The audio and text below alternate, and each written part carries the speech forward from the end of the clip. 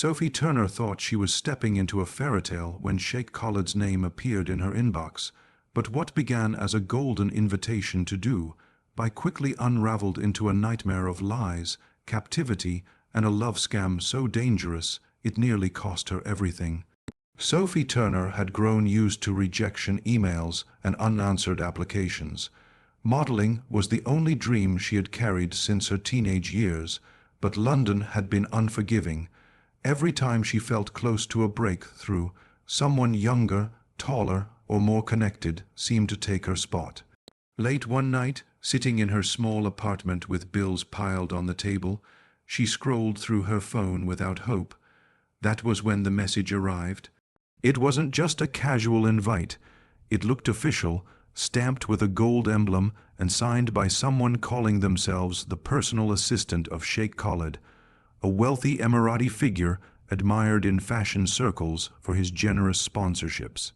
The message claimed Sophie had been handpicked to attend an exclusive event in Dubai, an event where international designers would gather and where she might even be chosen as the Sheikh's personal muse.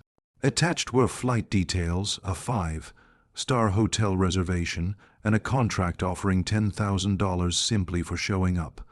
The sender included references to Sophie's modeling history, small campaigns, and a failed runway attempt that very few people knew about.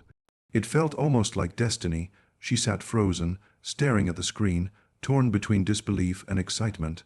The promise of luxury, recognition, and financial freedom all lay in those words. She imagined stepping into glittering ballrooms, being photographed beside royalty, and finally silencing those who had doubted her.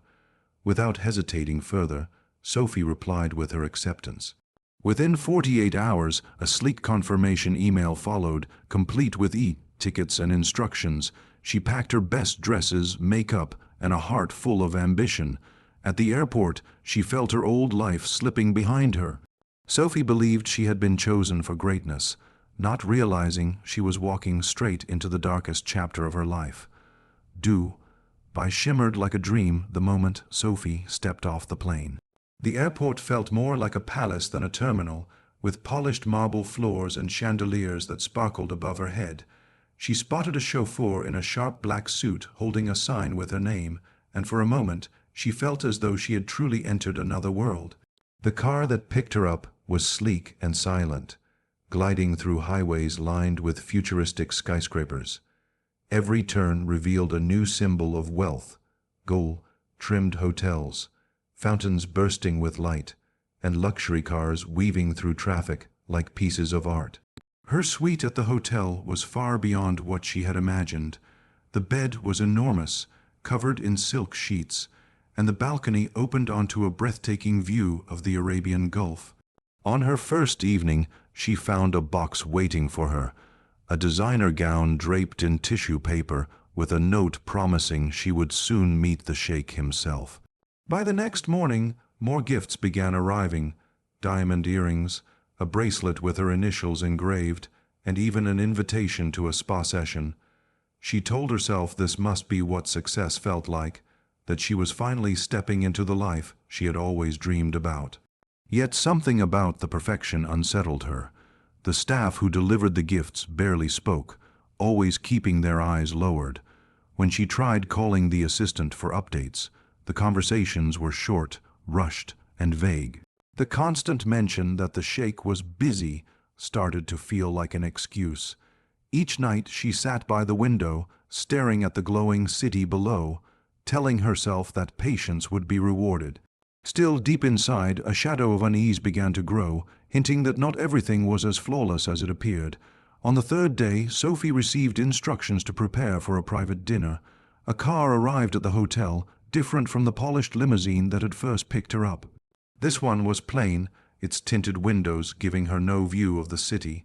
The ride stretched longer than expected, winding through unfamiliar streets until the glittering skyline disappeared behind her. When the car finally stopped, she found herself outside a villa that looked nothing like the luxury she had been promised. The paint was faded, the gates rusty, and the lights inside dim. It felt abandoned, a stark contrast to the shimmering Dubai she had been shown so far. Inside, there was no Sheikh waiting to greet her. Instead, Three men in casual clothes sat around a table cluttered with papers.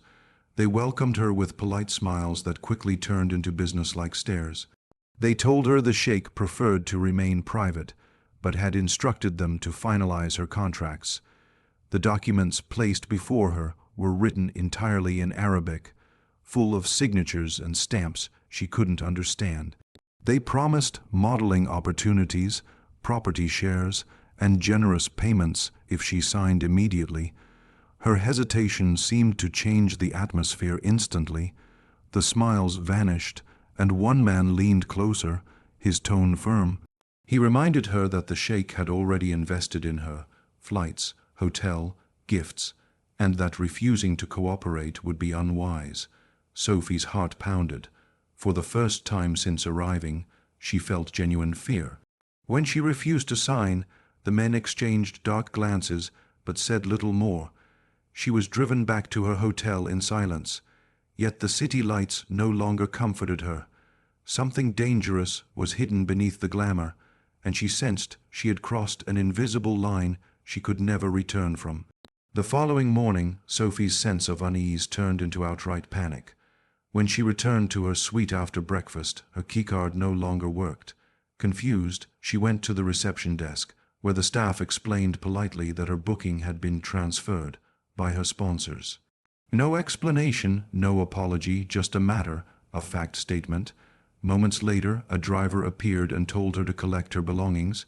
She was escorted from the five-star hotel she had grown accustomed to and taken to a far less impressive residence on the outskirts of the city. The new building looked like a serviced apartment block, stripped of luxury and filled with long, empty hallways. Her new room had no balcony, no view, and only the most basic furnishings. When she asked about her passport, she was told it had been taken for processing and would be returned soon. Alarm bells rang in her head, but her protests were met with calm reassurances that this was standard procedure for guests under royal sponsorship. Then came the invoices. One of the men from the villa appeared with neatly printed documents listing every expense she had supposedly incurred: the flight, the hotel suite, the jewelry, even the spa treatments. The total was staggering, far beyond anything she could afford. He explained she now owed money unless she chose to sign their contracts. It was no longer an offer, but an ultimatum. To make matters worse, Sophie soon discovered her social media had been taken over. Posts appeared showing her smiling in designer clothes, sipping cocktails, and enjoying the city. Friends back home commented on how glamorous her life had become, while in reality she was trapped. The walls of her new residence felt like a cage, and every exit seemed guarded by invisible chains. Desperation pushed Sophie to search for any possible escape. Days in the controlled residence felt like years, each one marked by the same routine: monitored outings with a silent driver, gifts withheld unless she obeyed instructions, and subtle threats that grew sharper with every refusal to cooperate. One afternoon, while the cleaners were changing sheets, Sophie noticed a woman who lingered longer than usual. Seizing the moment, she whispered her plea and offered a necklace in exchange for borrowing her phone. The woman hesitated but slipped the device into Sophie's hand when no one was watching. Her fingers trembled as she dialed the British Embassy.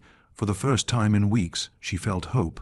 She managed to state her name and beg for help before the call abruptly cut off. Someone must have been monitoring the signal. Fear swallowed her as she returned the phone, realizing how closely her every move was being tracked. That night, panic overtook her. She decided she would climb out. Waiting until the residence was silent, she pulled on sneakers, eased open her window, and lowered herself onto a ledge. The compound wall was not impossibly high, and adrenaline gave her courage. She dropped down, heart pounding, and made it several steps toward the road before floodlights exploded around her. Cameras had caught everything. The next morning, one of the men confronted her with a chilling calm. He reminded her of the debts and laid out what would happen if she tried again.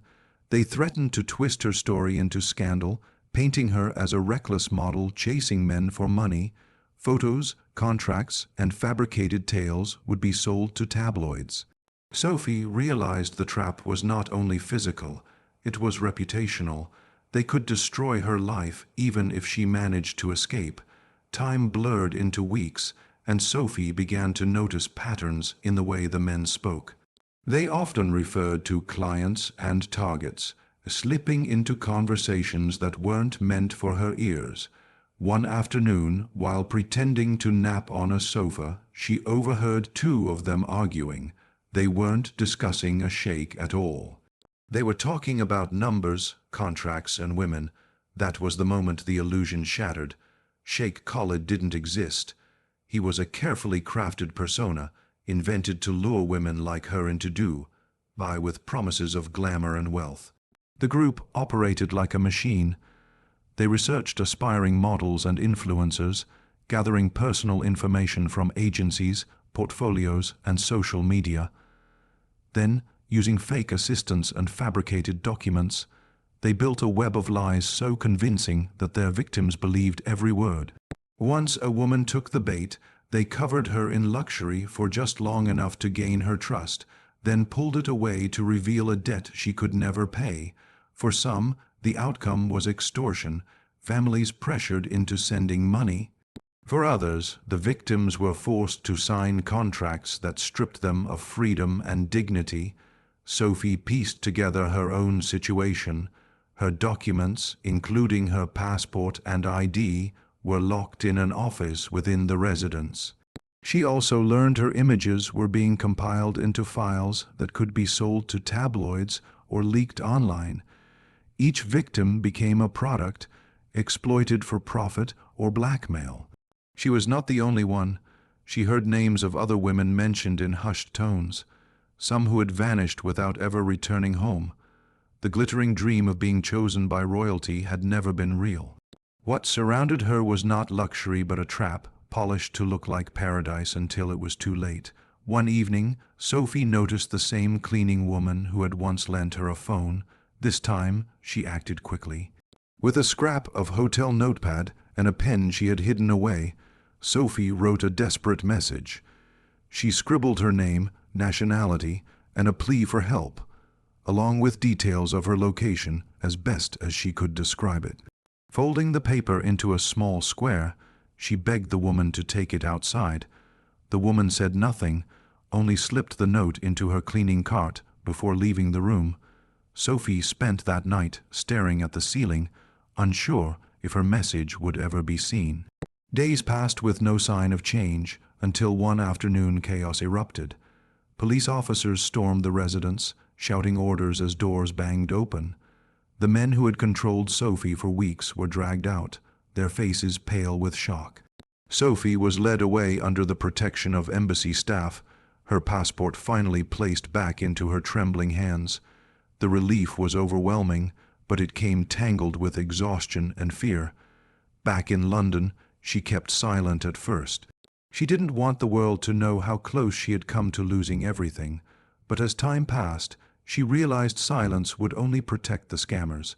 When she finally shared her story, it spread quickly. People were shocked at how sophisticated the scheme had been, how it preyed on ambition and dreams. Authorities later confirmed that the supposed sheikh had never existed. The leader of the group vanished before arrest, leaving only questions. Sophie survived, but she knew others might not. She became a warning, a reminder that illusions of wealth and power can hide the darkest of traps. The dream that began with glitter ended in terror, and she would never forget it.